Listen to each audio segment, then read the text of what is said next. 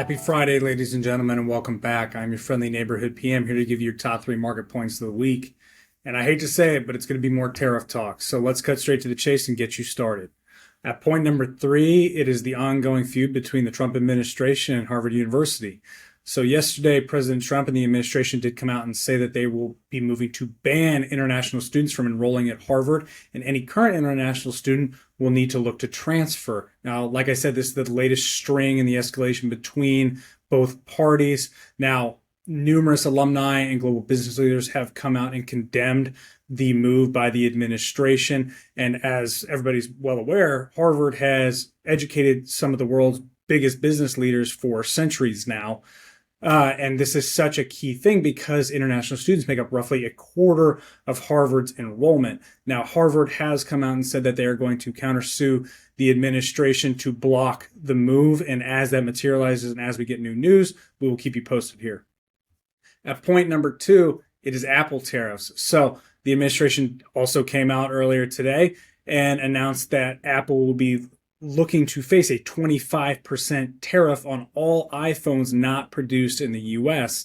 Now, this is such a key thing because the majority of Apple's iPhone manufacturing is global. They're a globally diversified company with a global supply chain, and a lot of their phones being developed in India and China. Now, this is, once again, the latest string from the administration targeting Apple and CEO Tim Cook.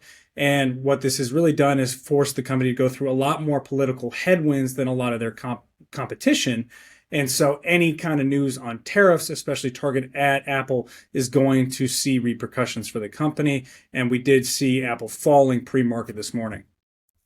And then finally, point number 1, once again, further tariff talk. It is the EU getting threatened with a blanket 50% tariff from the administration.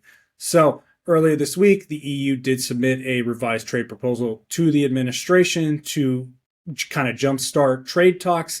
And the post from President Trump earlier this morning, pretty much threatening a 50% blanket tariff on the EU, kind of shows that the negotiations are not going well. So what this does is reignite all the concerns on trade war escalation, especially after a 90-day pause was instituted in order to negotiate these trade deals. So that is kind of why we're seeing the markets falling this morning and what's really adding to the volatility in the markets.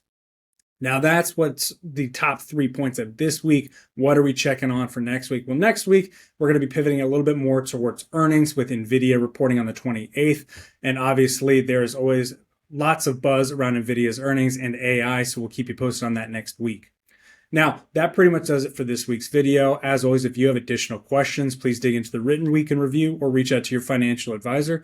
And as always, if you do not have a financial advisor and you want to get connected with one, please just follow our link below. But as always, please go and enjoy that long weekend. Enjoy the holiday on Monday, and we will see you the same time next week. Thanks again.